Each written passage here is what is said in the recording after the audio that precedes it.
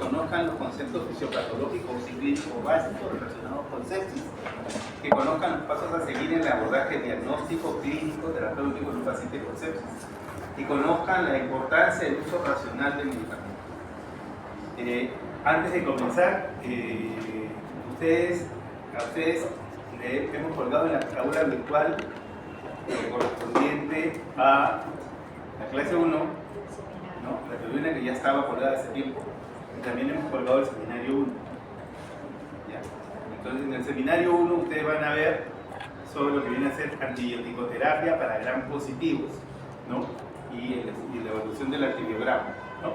Entonces, es importante que tengan en cuenta ese detalle, porque mucho de lo que viene a ser manejo antibiótico de sepsis va a depender de lo que ustedes sepan de antibiograma, de manejo de antibioticoterapia para gram positivos y gram negativos. O sea que para la práctica calificada de este miércoles ya van a tener, o sea, van a haber estudiado la clase 1 y el seminario 1. ¿Ok? Entonces, cuando hablamos de sepsis, lo primero que tenemos que abordar es un fenómeno fisiopatológico que es el síndrome de respuesta inflamatoria sistémica, SIRS, en inglés es SIRS. O sea, ustedes lo van a encontrar en la bibliografía como SIRS. ¿Ya? Ok. Y aquí está, dice, el SIRS incluye dos o más de los siguientes datos. 1. Temperatura mayor de 38 grados o menor de 36 grados. Frecuencia cardíaca mayor de 90 por minuto. Frecuencia respiratoria mayor de 20 por minuto. O presión arterial de anhídrido carbónico menor de 32 o 4.3 kilopascales. Recuento de células blancas mayor de 12.000 o menor de 4.000, o si no, también un aumento de más de 10% de formas inmaduras, ¿no? O sea, lo que hablamos de desviación izquierda. Esos son los valores estándar que ustedes tienen que aprenderse. ¿Ya? ¿Okay? Entonces, esas son cosas que definitivamente tienen que aprenderlo de memoria. Ahora, el SIRS puede tener etiología de tipo infeccioso o no infeccioso. Cuando nosotros al SIRS le comprobamos una infección, entonces en ese momento tenemos los elementos suficientes para hablar de sepsis, ¿no? O sea, SIRS más infección, o sea, que explique el cuadro, ¿no? Es sepsis, ¿no? Puede ser SIRS y puede tener un absceso dentario pequeño, ¿no? Hay una infección, hay un SIRS, y probablemente el absceso no sea la causa, aunque en algunos casos se podría ser. Pero hay que pensar bien que la infección tiene que explicar el cuadro. Entonces, en el SIRS o en la sepsis vamos a tener varios eventos. Este cuadro, que lo ven acá, y en la parte de abajo ustedes ven la referencia que la pueden revisar, ¿no?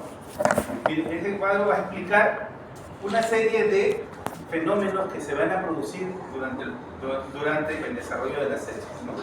Y miren, los cuadros están asociados con la respuesta innata y también con la respuesta adaptativa. Pero en la sepsis, ¿qué vamos a ver? Una disregulación de la respuesta, ¿no? O disfunciones orgánicas relacionadas con disminución del PAFI, ¿no? A nivel del pulmón, una disminución de la conciencia, una disminución de la presión arterial media o cardiomiopatía, un aumento de los parámetros hepáticos, en ellos la bilirrubina, un incremento de la creatinina o una oliguria o un efecto o una insuficiencia renal aguda, que es la que vamos a ver en el paciente, si es que previamente estamos hablando de un paciente previamente sano, ¿no? Si estamos hablando de un paciente enfermo, probablemente lo que vamos a ver es un empeoramiento de los cuadros que ya tenía el paciente. Y algunas discrasias hematológicas, como podría ser la disminución de las plaquetas o el aumento de los factores de coagulación representados por tiempo parcial de tromboplastina o el aumento del INR. Eso es sepsis. Shock séptico, esta es la definición que nosotros vamos a manejar. Hipotensión persistente que requiere el uso de vasopresores para mantener la presión arterial media en 65 milímetros de mercurio o hipertensión que requiere mantener el lactato sérico por encima de 2 milimoles por litro o 18 miligramos por decilitro, que a veces sale eso en los valores de análisis de gases arteriales, a pesar de la reanimación con un volumen adecuado. El shock séptico es inminentemente mortal al menos que se establezca una terapia agresiva. Acuérdense de eso siempre. La mortalidad es mayor del 40%. Entonces, si la persona está en shock séptico, entonces la posibilidad de que esta persona fallezca es altísima, prácticamente una de dos, ¿no? Eso es lo que hay que tener en cuenta. ¿Ok? Ahora, para efectos de estudio e investigación, los parámetros que se utilizan generalmente para evaluar la sepsis son los parámetros referidos en el score de SOFA. Escuchen bien, estoy hablando del score de SOFA, no estoy hablando del Quick SOFA. Estoy claro, el score de SOFA. Este es el score de SOFA, ¿ya? Yo les recomiendo, ¿ya?, que para efectos, para su práctica, en su libreta de trabajo, siempre tengan la tablita del score de SOFA para que no se olviden de los parámetros, porque la mente es cruel con estas cosas. Hay cosas que se tienen que aprender de memoria, por ejemplo. Esta de acá, lo que viene a ser CIS, es necesario aprenderse de memoria. El score de SOFA, ténganlo anotado a la mano para que lo puedan trabajar en cualquier momento, ¿ya? Entonces ahí tienen el score de SOFA. Ahora bien, como la sepsis es una enfermedad, es una condición que es altamente mortal y probablemente sea la causa principal de muerte por enfermedades infecciosas a nivel mundial, ¿no? Entonces, lo que se ha hecho es una serie de intentos de estandarizar algunos procesos dentro del manejo de sepsis. Entonces, ha aparecido, por ejemplo, varios grupos, y este grupo es el que, a mi juicio, es uno de los que es más constantes y que evalúa de mejor manera el problema relacionado con sepsis, que es el Surviving Sepsis Campaign. Ahí está la página, la van a tener al final en la bibliografía. Pero miren, ellos hacen revisiones constantes sobre todo el tema de sepsis. La última revisión que he visto es la revisión del 2021. Ustedes entran al Surviving Sepsis Campaign, que es de la Sociedad de Cuidados Críticos de Medicina. Si ustedes entran ahí, van a encontrar las actualizaciones, ¿no?, que se dan año tras año. Entonces, la última actualización es del 2021, por lo que he estado viendo. Pero algo que me llama la atención es esto, miren. Entonces, al otro día me preguntó eso. Stephanie, tú me preguntaste sobre Quick SOFA, ¿no? Ya Stephanie no está. Sí, no, tú me preguntaste. Y yo te dije, Quick SOFA, hay que tener ahorita ciertos reparos. Porque miren lo que dice.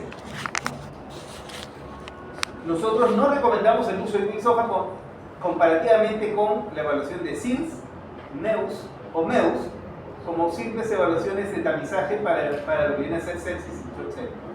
Nosotros, para efectos del curso, estamos evaluando con SILS, ¿cierto? Se dieron cuenta, ¿no? Se lo puse al comienzo, ese es el SILS, ¿no? O sea, que la evaluación del SILS más infección es mejor que la evaluación de Quick SOFA, en otras palabras, que es lo que estaban del Quick SOFA, no estoy hablando de SOFA, ¿ya? Entonces, miren, una comparación del Quick SOFA y el SILS, síndrome de respuesta inflamatoria sistémica, para el diagnóstico de sepsis y predicción de mortalidad, ¿no? Es mucho mejor, ¿no? Es más claro que lo que viene a ser el Quick SOFA, y ahí lo pueden revisar en esa ruta. Epidemiológicamente, ¿qué tenemos? Que la sepsis es el principal factor de mortalidad por infección, como ya hemos comentado. La sepsis severa se da como respuesta a cualquier infección por microorganismos. Usualmente se decía que era principalmente gram positivos y luego gram negativos, pero podría darse por cualquier microorganismo. La invasión microbiana de la sangre no es esencial para el desarrollo de sepsis. La inflamación local también puede generar hipotensión y disfunción. Hace un rato les hablaba de un diente abscedado, ¿no? Una carie, ¿no? Y probablemente eso no explique una sepsis. Pero pongámonos a pensar en un diabético que tiene una gangrena en el pie. Entonces, tiene una inflamación local, ¿no? ¿Y esa gangrena puede explicar una sepsis? Ciertamente sí, ¿no? Entonces, lo puede explicar y no es una infección generalizada, sino está focalizada a lo que viene a ser el miembro inferior. Entonces, hay que pensarlo bien en ese sentido cuando estamos viendo cuál es la infección que podría estar explicando el cuadro al cual estamos nosotros. Los cultivos sanguíneos de bacterias u hongos identifican el 20 a 40% de casos de sepsis severa y el 40 a 70% de casos de shock séptico. 70% de ellos son bacterias gram positivas y gram negativas, lo que estábamos hablando. O sea, un cultivo sanguíneo, ¿no?, tiene una posibilidad de éxito de un 20 a un 40% sobre los casos de sepsis severa. Y en los casos de shock séptico va de 40 a 70%. Por lo tanto, uno no es ninguno, ¿no? Uno no es ninguno y Alianza lo sabe, ¿no? Tiene que ser 2 o 3 para poder asegurar las cosas, ¿no? Si no son 2 o 3, no estamos hablando nada, pues, ¿no? Lástima que lo han aprendido tarde. Entonces, en caso de los hemocultivos negativos, el diagnóstico se establece por cultivo. En el caso de hemocultivos negativos, el diagnóstico se establece por el cultivo local del material infectado, pero en ello hay que tener mucho cuidado, ¿ya? ¿Por qué? Porque, volviendo al caso del pie diabético, un paciente con un pie diabético que tiene una infección generalizada y uno mira, lo toca y sale pus por todos lados, uno hace un cultivo y va a encontrar todo, de todo, pero eso explica la infección en el paciente. ¿Qué creen ustedes?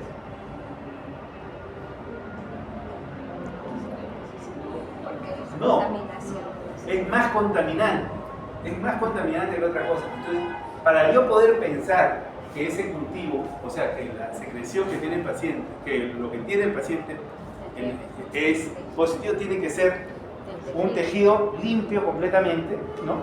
Y tengo que sacar un tejido vital, y a ese tejido vital todavía tengo que verlo al microscopio y ver si realmente, ¿no?, tiene polimorfonucleares y hay presencia de gérmenes, ¿no? Entonces, solamente en ese momento tengo un nivel de sospecha, pues no tengo un nivel de certeza. La certeza solamente lo voy a obtener en base a los hemocultivos. La sepsis es el factor causante de más de 200.000 muertes por año en Estados Unidos.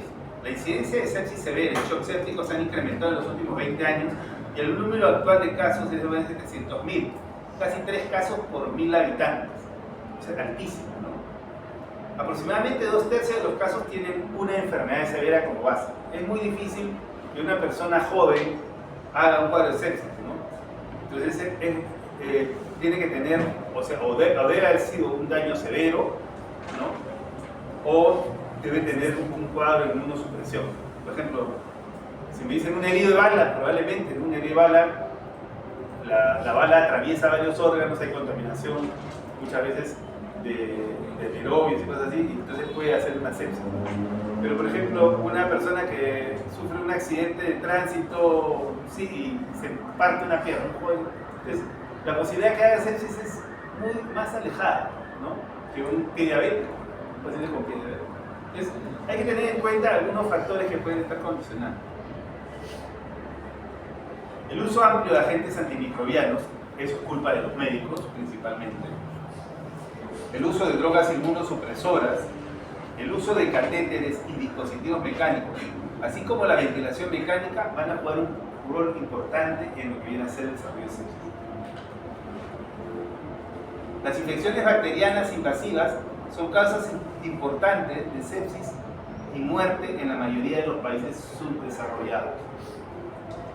¿La malnutrición va a jugar un papel importante? Ciertamente. Hace un rato acabamos de ver un caso con sus compañeras de una persona con una malnutrición severa, tiene VIH, tiene 560 de CD4, es cardiovascular sedentario, tiene una malnutrición muy severa y está haciendo una meningitis tuberculosa. La hemos tenido que hospitalizar ahora como emergencia, pero O sea, ahí el condicionante del VIH no, es la malnutrición. Y eso es algo que se está viendo cada vez más frecuente en el Perú. Ya habíamos dejado de verlo, pero lo estamos volviendo a ver, no sé por qué. La mayoría de los casos desencadenados por bacterias son que no causan habitualmente enfermedad sistémica, generalmente no va a producir enfermedad inmunocompetentes. Los microbios van a alterar su crecimiento en base a las deficiencias de la inmunidad innata que tenga el individuo. Por ejemplo, fallas en el complemento o falla en lo que viene a ser respuesta de anticuerpos naturales. Los patógenos microbianos son capaces de sobrepasar defensas innatas y pueden desarrollar toxinas o factores de virulencia. Entonces, muchos gram positivos tienen mucha capacidad de producir toxinas. Una de ellas, por ejemplo, es la difteria, ¿no? O el tétano, o el Clostridium tetani, también que produce una toxina, o el botulismo, que produce una toxina, ¿no? Entonces, en otros casos, por ejemplo, en el caso de los gram negativos, factores propios de la membrana de los gram negativos son las que van a comportarse como toxinas, no propiamente son toxinas. Entonces, hay que tener en cuenta eso, y ahí vamos a hablar mucho de los factores de virulencia. Si han visto la clase de la doctora Quiroz, van a estar más enterados del asunto. El organismo fracasa en destruir invasores a pesar de haber montado una vigorosa respuesta inflamatoria que resulta en la sepsis severa. La respuesta séptica también se induce por toxinas microbianas que podrían actuar como superantígenos. Y allí vamos a ver una gran cantidad de toxinas en las bacterias. Por ejemplo, en Pseudomonas o Enterobacter vamos a ver toxinas que van a actuar como superantígenos.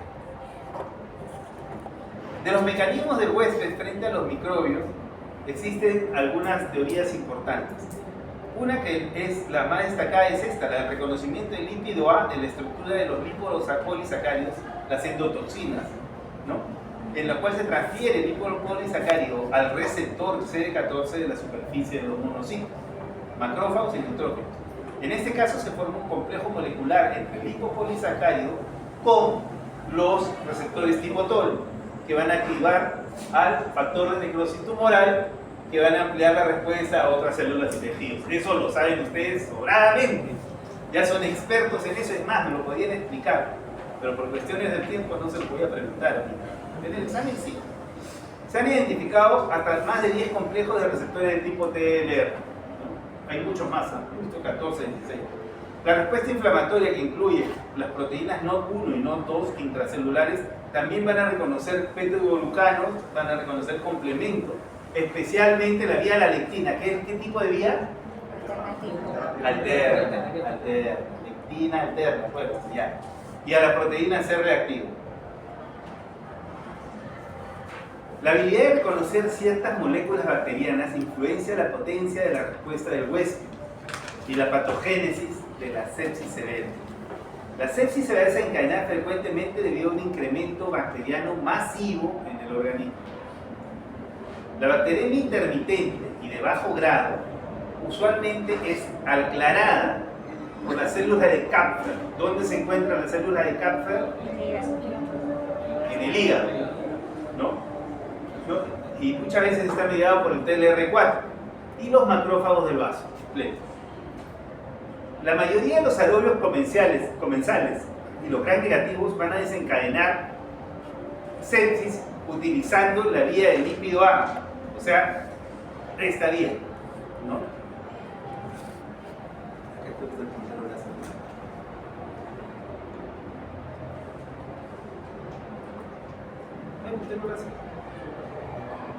Ahí abajo.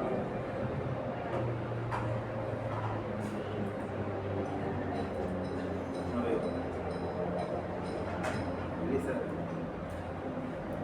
Esa es la pisita, ¿no?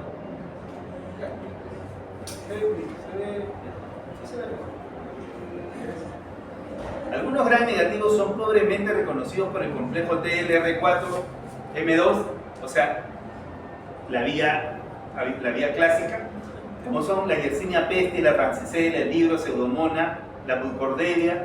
¿Por qué? Porque son intracelulares. ¿Se acuerdan que en la primera parte, cuando hablábamos de que habían algunos gérmenes que eran intracelulares y que producían bloqueo a nivel intracelular, por ejemplo la Yersinia, ahí en la gráfica de la Yersinia, eso es lo que va a suceder con este tipo de gérmenes. Factores de coagulación. La trombosis intravascular el fin de la trombosis intravascular es retener microbios y prevenir la diseminación a otros tejidos. Es por eso que se desarrolla la trombosis vascular. Sin embargo, en el caso de sepsis, esto es severísimo. Entonces, como es severo, entonces muchas veces nosotros vamos a observar cuadros de cianosis y necrosis.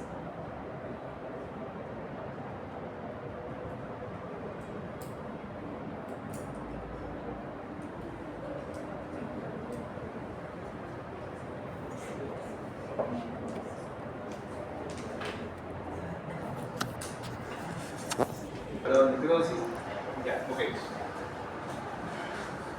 Los monocitos y las células endoteliales intravasculares inducen la interleuquina 6 y otros mediadores que van a promover la coagulación intravascular diseminada. Característicamente, nosotros vamos a ver en los tejidos depósitos de fibrina, ¿no? Y también el 6 de que estábamos hablando, el incremento de los niveles de los factores inhibidores, del activador de los... ¿Dónde estamos? Acá. Del activador del plasminógeno, ¿no? Va a evitar la fibrinólisis, ¿no? Y podría haber una tendencia a depósitos de fibrina intravascular que van a producir trombosis y en algunos casos sangrado. ¿Qué va a suceder? Lo que vamos a ver nosotros muchas veces en los casos de sepsis severa, cuadros de acronecrosis, y eso muchas veces no son comprendidos por la población, ¿no? Y van a ver, por ejemplo, algunos comentarios. No sé si el año pasado, el año pasado hubo un caso, ¿no? Sí, el anteaño pasado ha sido, de una enfermera que fue violada por otro, ¿no? En el caso de la enfermera que fue violada en el Cusco, fue que la violaron a esta enfermera, ¿no? La trajeron a Lima, ¿no? La trajeron a Lima y la trajeron al hospital Rebelián. La hospitalizaron en cuidados intensivos, estaba séptica, y cuando los periodistas la entrevistan a la familia, ¿no? La familia habla de una mala práctica, ¿no? Habla de una mala práctica. ¿Por qué? Porque ella ingresó por un cuadro de violación, dice, y ahora le han amputado las piernas y los brazos. ¿Se acuerdan? ¿Han seguido ese caso? Le amputaron las piernas y los brazos. Y luego, ¿y qué pasó? Entonces nadie, ¿no? Nadie opinó a favor de los médicos y del personal que trabajaba ahí. Todos, sí, mala práctica. Y la verdad es de que eso es una ignorancia supina. Y para eso sí necesitamos a un ministro que nos apoye o a un cuerpo médico que sepa qué tiene que decir. ¿Por qué? Porque lo que sucedió fue de que esta mujer sufrió la violación, el ataque, hizo un cuadro de sepsis severa, hizo una coagulación intravascular diseminada, hizo acronecrosis y por eso terminó siendo amputadas. Y eso se observa habitualmente en los pacientes que son sépticos, que tienen sepsis severas, ¿no? Que tengan, y cursan con amputaciones, usualmente son dedos, ¿no? De la mano, dedos de los pies, ¿no? Pero muchas veces también pueden llegar a ser amputaciones muy extensas. El caso de la mujer terminó falleciendo, ¿no? Fue una desgracia, pero hay que tener en cuenta ese detalle, que eso puede ocurrir, sí puede ocurrir. Entonces, o si no, a veces en los diarios salen, ¿no? Entró por una infección urinaria, entró por una pielonefritis y se salió amputada. Entonces, ¿qué sucedió? La mujer o la persona hizo una pielonefritis, hizo un cuadro de sepsis a punto de partida renal, hizo hipovolución intravascular diseminada y terminó haciendo un fenómeno de trombosis y amputación de falanges o dedos, a veces va más allá. Entonces, eso es lo severo del cuadro de sepsis en estos casos. O sea, la persona se salva, pero con algunas situaciones muy lamentables. Control local. Los reactantes de fase aguda incrementan la acción de sustancias inflamatorias. Los lipopolisacáridos, citoquinas antiinflamatorias, entre ellas IL-10 y L4, van a facilitar la restauración del tejido. Los mecanismos de control sistémico, interleuquina 6 e interleuquina 10, incrementan la acción antiinflamatoria. Los glucocorticoides inhiben la síntesis de citoquinas en los monocitos. La epinefrina inhibe la respuesta del factor de necrosis tumoral alfa frente a las endotoxinas y acelera la liberación de interleuquina 10 y de prostaglandinas, ¿no? Facilitando la restauración de tejidos. Los receptores de factor de necrosis tumoral solubles van a neutralizar los receptores, no el factor de necrosis tumoral, miren bien, ¿no? Van a neutralizar la acción del factor de necrosis tumoral alfa que ingresa a la circulación. Entonces, el cortisol, la epinefrina, la interleuquina 10 y la proteína C reactiva van a reducir la capacidad de los neutrófilos para atacar al endotelio vascular. Más o menos de esa manera se habla sobre los mecanismos de restauración frente a un caso ya de sepsis establecido. Disfunción orgánica. Hay una pobre respuesta de leucocitos que está asociada a un incremento del riesgo de muerte. La apoptosis de las células dendríticas foliculares y de los linfocitos CD4 va a contribuir a las condiciones de inmunosupresión en el organismo. Ya ustedes saben muy bien que los linfocitos CD4, ¿qué cosas son? ¿Está Mónica acá? Ofelia, ¿qué son los linfocitos CD4?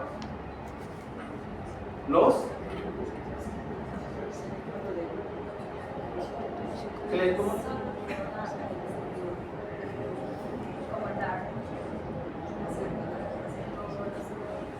Exacto.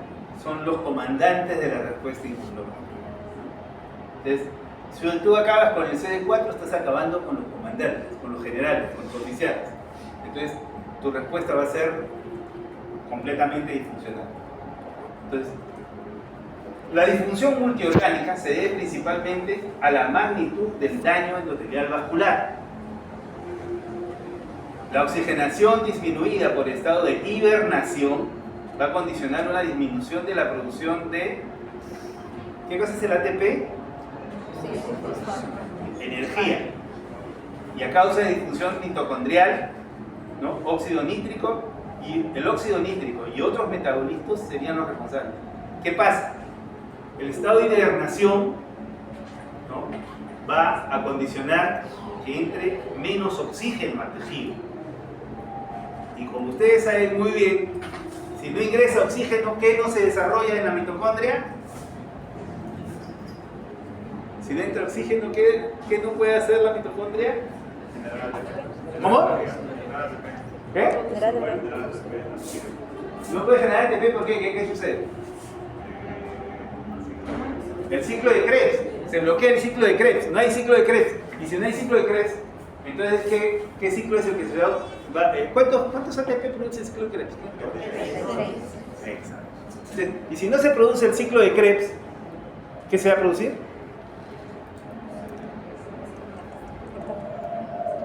La vía glicolítica, ¿no? Y se produce la vía glicolítica, ¿cuántos ATP se va a producir? A diferencia del Krebs. ¿Ah? ¿Cuántos produce? 4. Entonces, no hay producción suficiente de energía. Y si no hay suficiente producción de energía, ¿qué no vamos a tener? Generación de... ¿De qué? Si no hay leña, hoy chino, hazte una parrilla. Y me vienes y me traes un fósforo. Y yo digo, con un fósforo vas a hacer parrilla. Al menos que queme la vaca. Entonces, ¿qué necesitas? Más energía, necesitas producir calor. ¿Por qué? Porque con el calor puedes hacer la parrilla. Sin calor no haces parrilla, ¿no? Entonces, y para hacer, o sea, ¿y por qué vas a producir calor? Porque ¿a quién tienes que matar? Tienes que matar a las bacterias por calor, porque las vas a quemar. Por eso tú subes tu temperatura de 38 a 40 grados para que las bacterias se mueran de calor, ¿no? Por eso el planeta Tierra se calienta para que nosotros nos muramos de calor. Es la misma, nosotros somos sus bacterias, lo que busca es destruirnos a nosotros. Y realmente no lo consigue, hay que ayudarlo, a veces hay que ayudarlo. Entonces, ese es el tema. O sea, Por eso es el mecanismo de fiebre. La fiebre aumenta la temperatura para producir calor y destruir gérmenes. Entonces, cuando en el ciclo, cuando tú no desarrollas un ciclo de Krebs, no produces ATP, no generas calor, y al no generar calor, entonces no vas a tener capacidad de desarrollar fiebre y la persona va a hacer hipotermia y va a hacer sepsis severa y se va a morir. Entonces, manifestaciones clínicas. Bueno, van a haber de todo. Puede haber celulitis, pústulas, bulas, lesiones hemorrágicas en piel, las toxinas bacterianas también pueden distribuirse por vía hematógena y desencadenar reacciones cutáneas difusas. O sea, lo que se ve generalmente, tienes un foco de sepsis, que puede ser un miembro inferior, pero si ya se disemina, vas a ver que se van a disparar ébolos bacterianos a todas partes y tú vas a tener que la enfermedad se diseminar. Las púrpuras y petequias se presentan mucho en las meningitis por Neisseria, por ejemplo, y son menos frecuentes en otras, como por ejemplo el Haemophilus influenza. ¿Por qué? Porque Neisseria tiende a hacer CID y tiende a hacer diseminación de vía hematógena. Las lesiones bulosas, rojas, redondeadas, con edemas y hemorragias centrales, se observan principalmente con la Pseudomonas aeruginosa. Eso probablemente lo vayan a ver en algún momento en su vida, cuando la persona tiene una infección en piel por Pseudomonas aeruginosa, van a ver que tiene como unas ampollas y esas ampollas se llenan de sangre, ¿no? Esos son ectimas y muchas veces son bulas ectimas que están envenenados. Es una cosa que alguna vez van a poderlo ver cuando hagan su internado, o probablemente alguno lo ha visto ya. La eritrodermia generalizada en un paciente séptico va a sugerir la presencia de toxinas relacionadas con el estafilococo. Entonces, hay que ver algunas características clínicas que nos pueden dar idea de lo que está pasando en el individuo.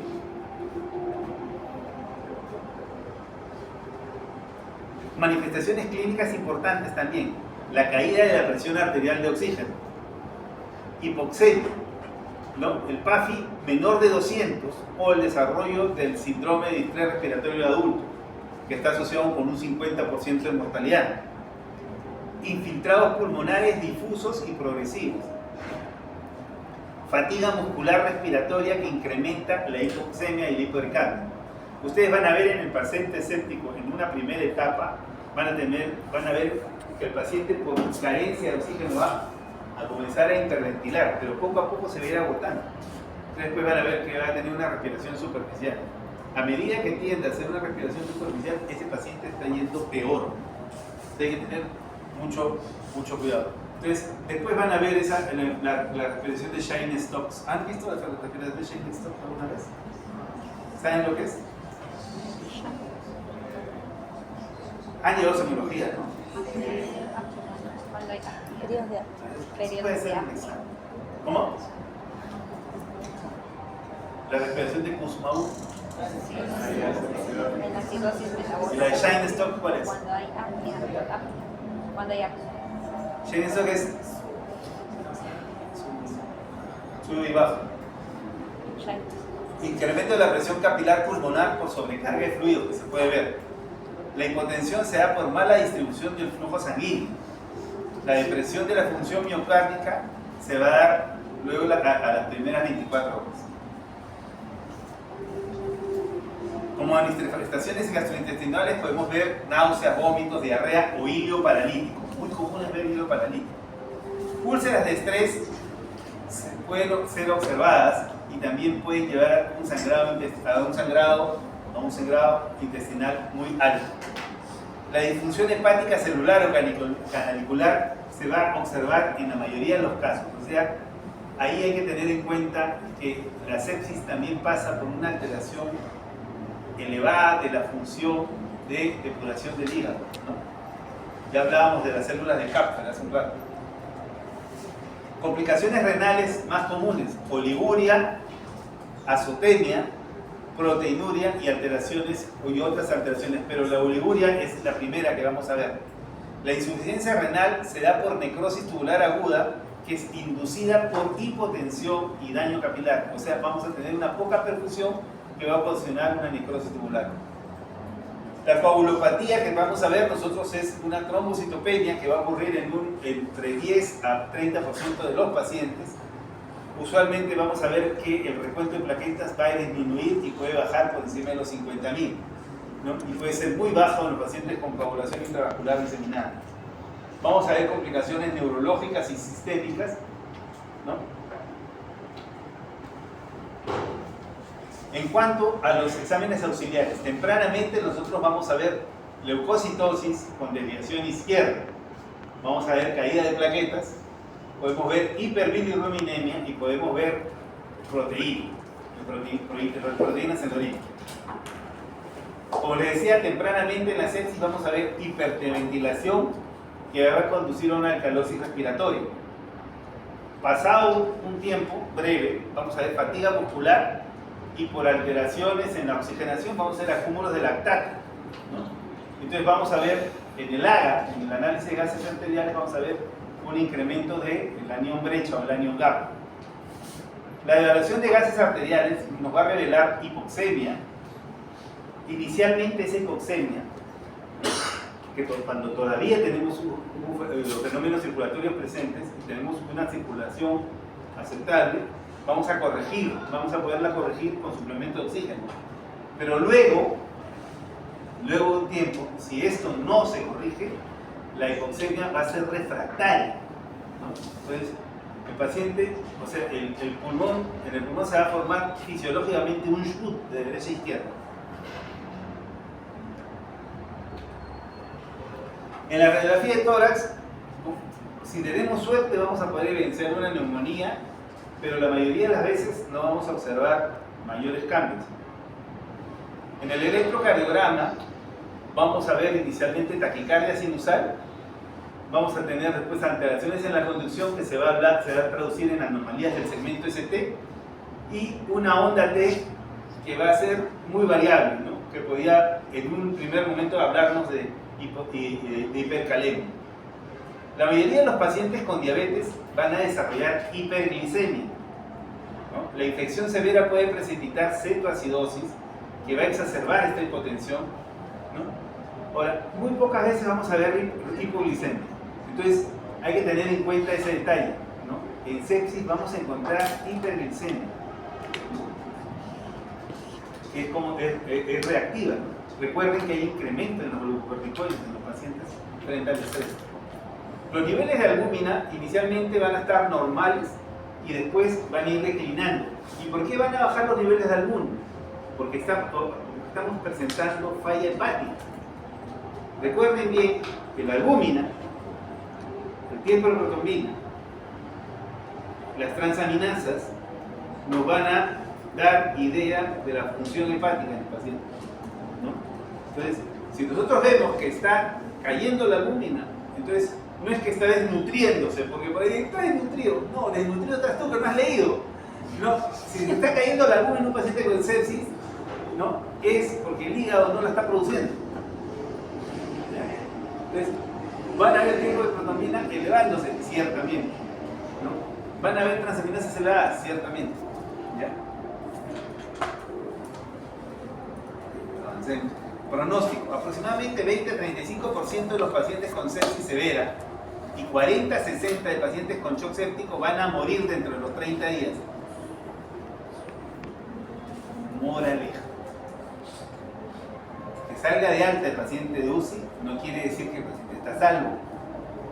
Lean bien, aproximadamente 20-35% de pacientes con sepsis severa y 40-60% de pacientes con choque séptico mueren dentro de los 30 días. ¿Ya? Entonces, entró por sepsis a la UCI, lo dieron de alta y ustedes a la hora de informar al paciente, a la familia, está fuera de peligro y ¡guau! Se le murió el día siguiente. En ese momento se le está muriendo el paciente.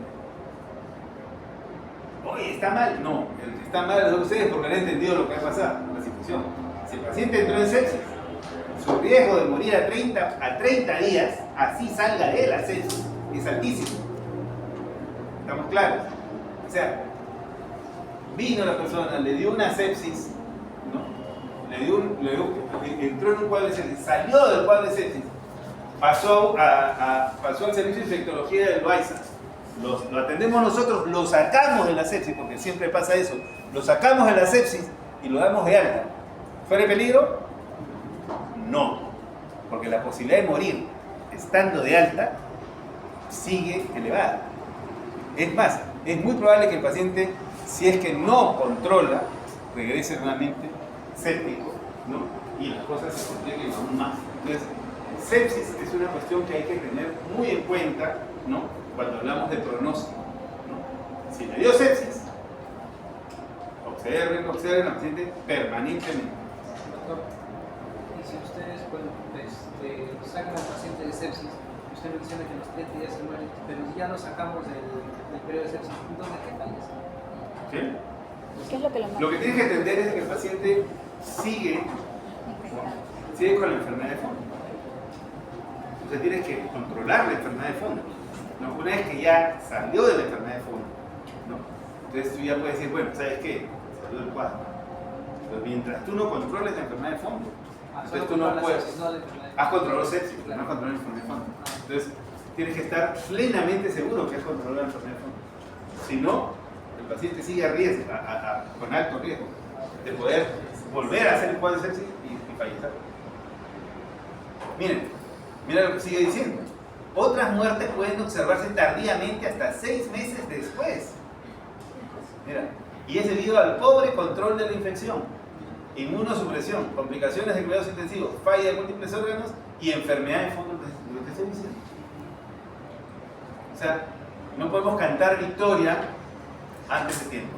Tenemos que seguir evaluando al paciente, tener mucho cuidado de esos controles. Terapia. Miren, la terapia.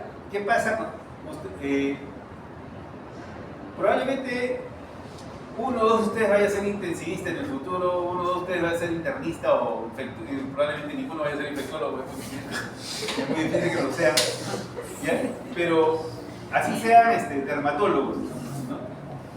Así sean dermatólogos, así sean patólogos, ¿no? Así sean, siempre van a ver, siempre van a tener infecciones, siempre van a haber infecciones. Siempre van a interconsultar al infectólogo y siempre les voy a cobrar 400 soles la consulta. Ahora, si están en otras clínicas, puedo aumentarle la tarifa, pero ya ahí vamos a manejar. Pero no, la idea es la siguiente: siempre van a haber infecciones y siempre va a haber sepsis. O sea, siempre tienen que manejar sepsis, ¿no? No es manejo de luciólogo solamente. ¿Ya? Ok, entonces eso es importante. Pero cuando uno maneja sepsis tiene que tener en cuenta algunos principios básicos. Lo primero, la reanimación con líquidos, el apoyo hemodinámico, un buen uso de antibióticos, el control de la fuente y medidas complementarias, ¿no?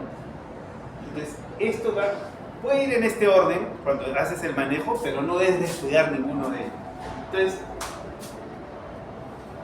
para eso, el grupo de Surviving Sepsis ha creado algunos bundles, y esos de allí son los bundles que ha creado. Yo lo he pegado ahí, lo he cortado y lo he pegado ahí para que lo tengan en cuenta, ¿no? Pero entrando a la página lo pueden ver mucho más claro, ¿no?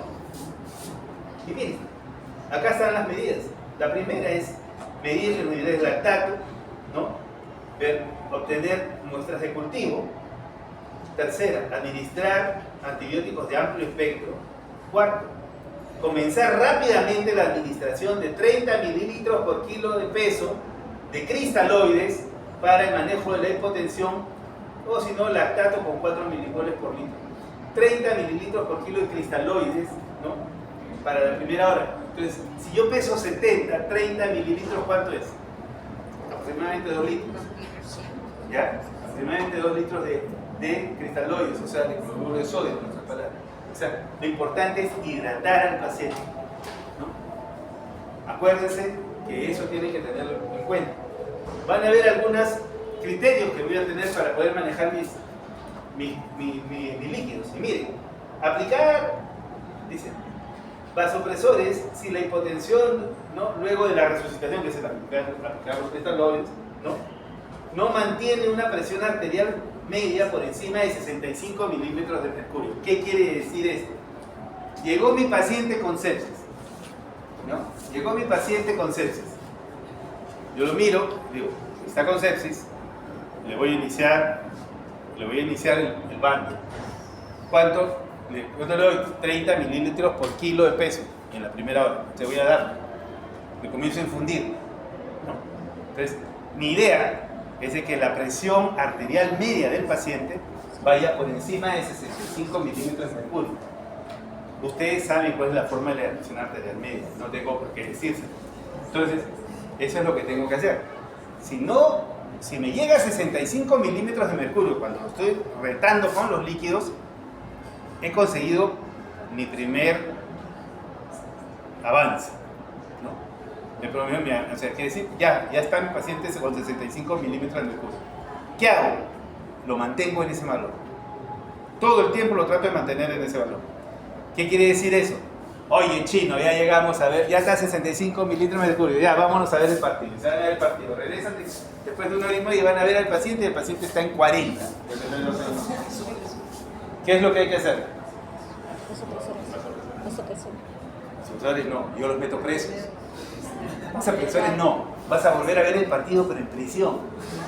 ¿Ya? ¿Por qué? Porque al paciente no se le abandona. ¿Ya? Si le pusiste, si está en sepsis y le mantuviste 65 milímetros de mercurio, eso tiene que mantenerse. O sea, tú tienes que monitorizar a tu paciente constantemente para que... ¿Por qué? Porque acá dice bien claro, mantener la presión arterial media. No te dice llegar. ¿Entiendes?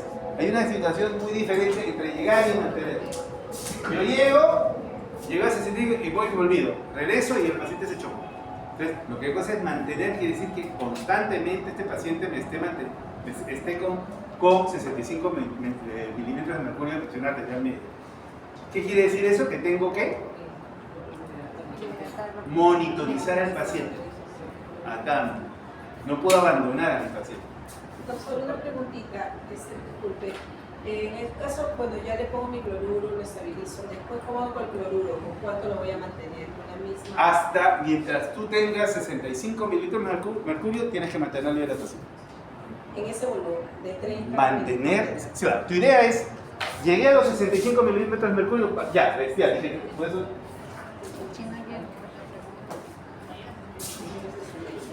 Si no responde, ya vas a... O sea, tu paciente, mira, agarró, lo hidraté y llegó a 65 milímetros de mercurio, ¿no? Esa es o sea, antes de la primera hora llegó a 65.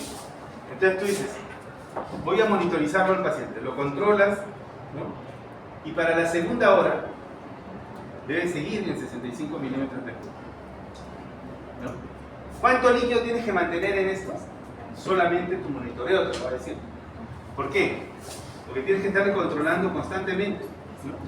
Obviamente, no, o sea, si tienes un monitor cardíaco, lo vas a poder ver constantemente y tu hidratación la vas a mantener en esa situación. Pero si no tienes eso, vas a tener que estar tomando la presión a cada rato. La idea es no dejar al paciente, o sea, no olvidar. Entonces, actuar rápidamente para reconocer la sepsis y el shock séptico. Minimizar el tiempo de tratamiento, ¿no? Recuerden que es una emergencia médica.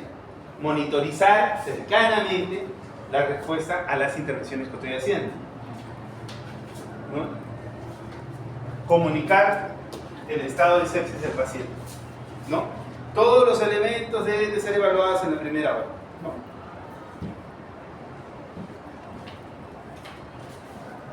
Resucitación inicial para el paciente con sepsis y shock séptico. Es el paciente que no te respondió, ¿no? Que se baja y no logra. Miren, de todas maneras obtengo cultivos, administro antibióticos de alto espectro, ¿no? Una rápida administración de 30 mililitros por kilo, aplicar vasopresores si después que la resucitación con fluidos no se ha mantenido en una presión arterial media de 65 milímetros a la hora.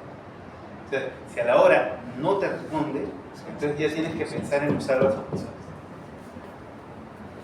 sea, tienes una hora para ahí, te vas a romper la cabeza hasta sacarlo. Si no puedes, las opresiones. Esta es la página. Ahí está la página para que la copien. Ya. Esto de acá solamente lo he puesto para su conocimiento, el conocimiento de ustedes. ¿Por qué?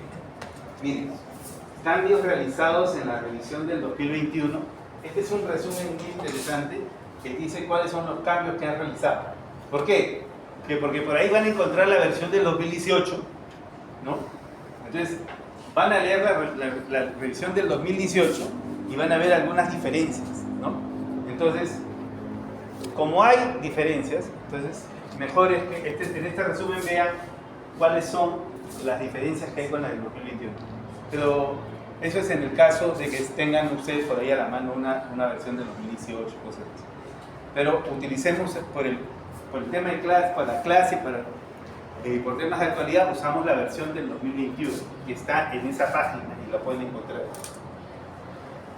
Esto es el tema del manejo antibiótico, ¿ya?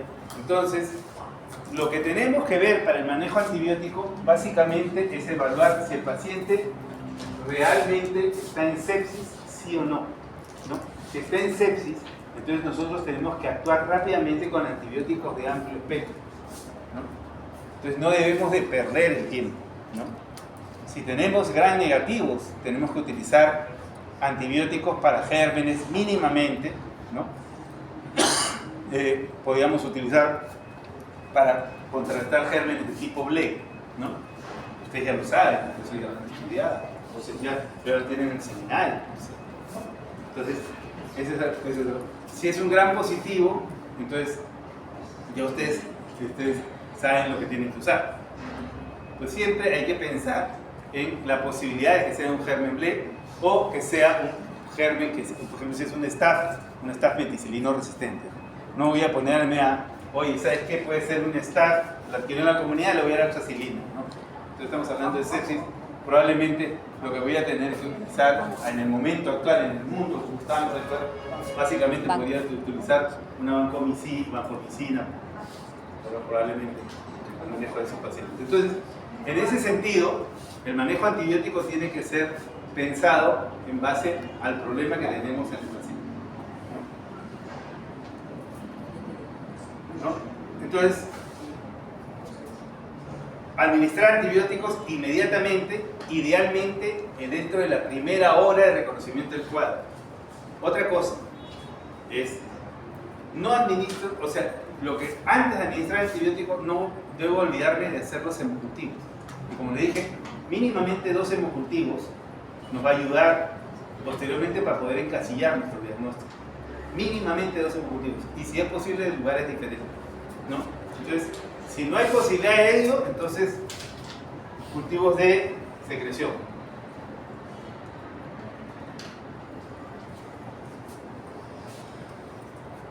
Algunas recomendaciones. Los antibióticos deben iniciarse lo antes posible, dentro de la primera hora, si es posible, después que se obtengan las muestras microbiológicas, lo que hemos hablado.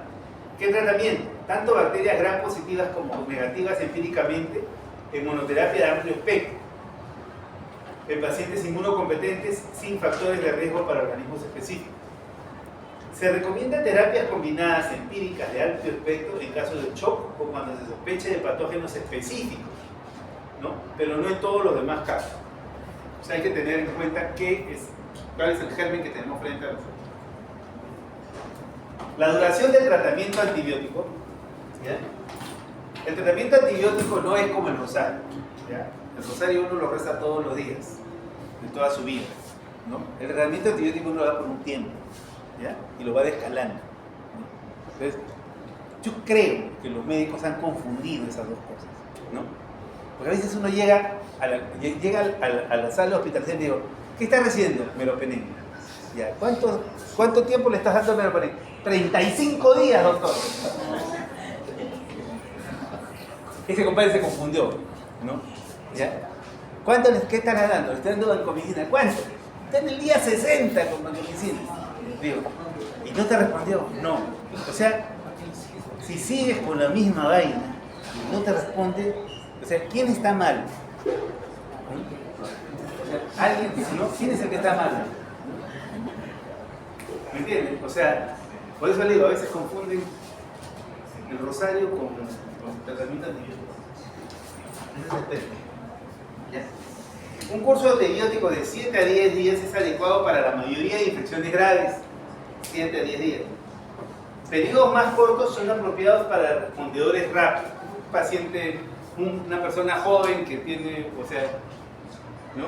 Una persona joven probablemente responda mucho más rápido que un anciano. Entonces probablemente rápidamente le puedo quitar el antibiótico antiperspecto y descalarlo a vía oral, ¿no? Y después quitarle el antibiótico. Se recomienda medidas de control de antibióticos con evaluación diaria para desescalar o detener eventualmente con ayuda de mediciones de procalcitonina. Nos va a ayudar, en algún momento nos va a ayudar. Cuando el control de la fuente es imposible, se justifican duraciones más largas de tratamiento. Obviamente hay excepciones, ¿no? Una endocarditis bacteriana no se trata en 7 días, se trata en 6 semanas, como mínimo, ¿no? Pero cuando yo tengo un paciente con endocarditis, o sea, bueno, a mí cuando me llega la interconsulta, cuando me llega, ya no voy a interconsulta, yo espero que los pacientes lleguen a mi consulta, ya no salgo a buscar, ¿no? Pero cuando iba a la interconsulta, decía, ¿qué tiene el paciente? Endocarditis bacteriana. ¿Cuándo le sacas la válvula? La primera pregunta que le hacía. Doctor, ¿no le? ¿Cuándo le vas a sacar la válvula? Doctor, ¿cuándo le vas a sacar la válvula? ¿No? Bien. Doctor, tráeme a tu cirujano cardiovascular. Ya. Oye, ¿cuándo le vas a sacar la válvula? Muerto el perro, sacar la rabia. Si ustedes no le cambian la válvula a una endocarditis bacteriana, le pueden dar antibióticos toda su vida, no le van a resolver el problema. Tienes que sacarle la válvula. Doctor, tiene un pie diabético infectado. ¿Cuándo le sacas el pie? Doctor, ¿qué? O sea, la amputación encima de la rodilla. No esperes. ¿No? ¿Qué malo que es? Más lo eres tú, que lo vas a hacer sufrir al paciente sacándolo como jamonada a la pata. No es lo que hacen.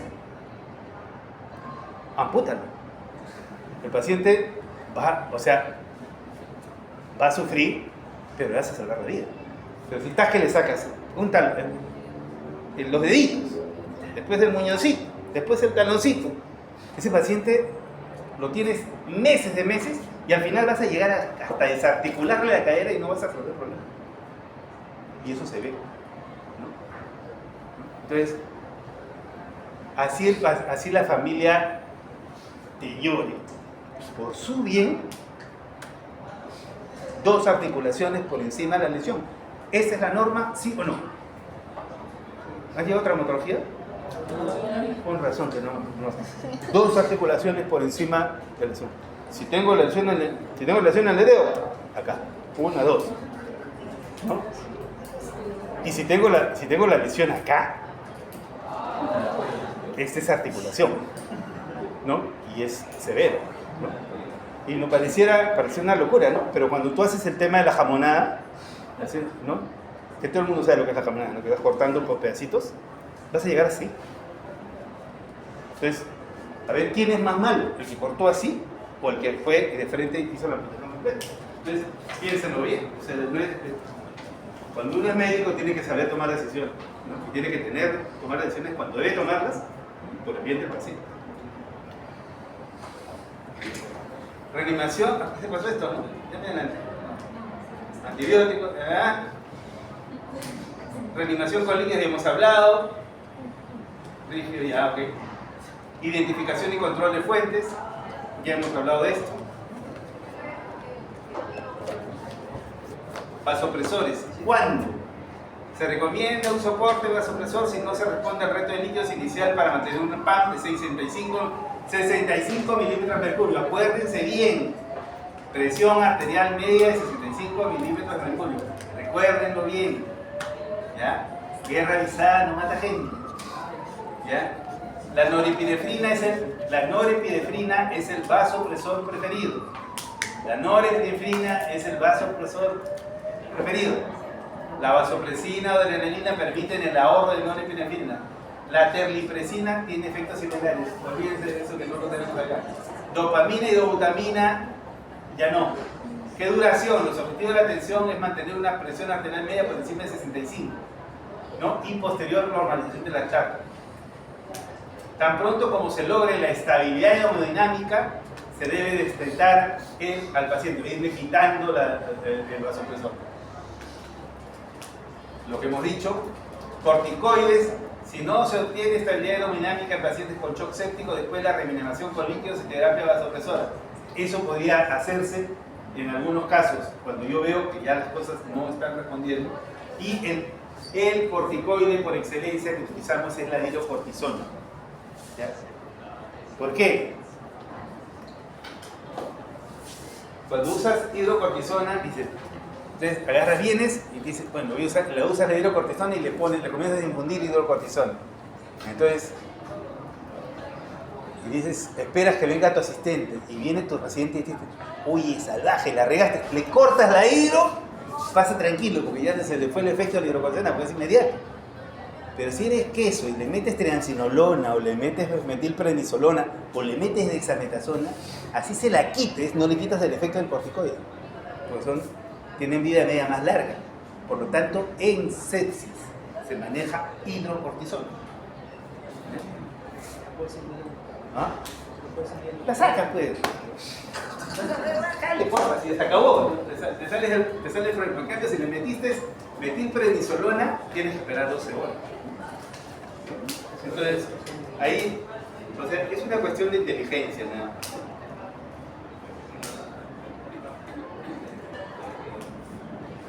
Duración, ya, 7 a 14 días en los casos. Medidas adyuvantes, la hiperglucemia debe abordarse con un objetivo de mantener una glucosa por un promedio de 180. Recuerden que hay hiperglicemia en pacientes sépticos, ¿no?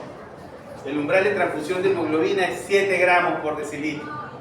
No se debe utilizar bicarbonato si el pH es superior a 7.15 por efectos relacionados con la hipocalcemia y sobrecarga de sodio.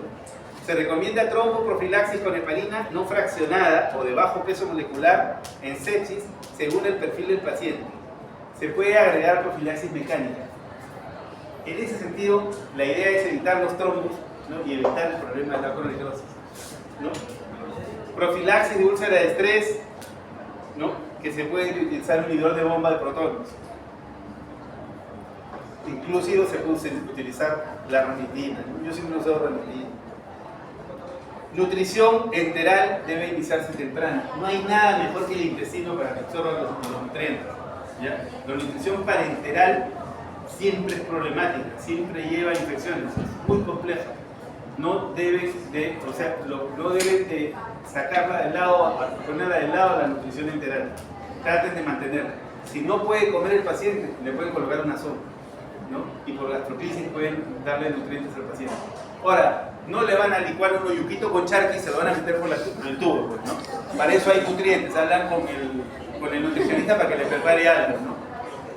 Le meten un tacu por ahí, obviamente se le va a atorar la vida. ¿Ya? Esa es la bibliografía. Ya, muchachos.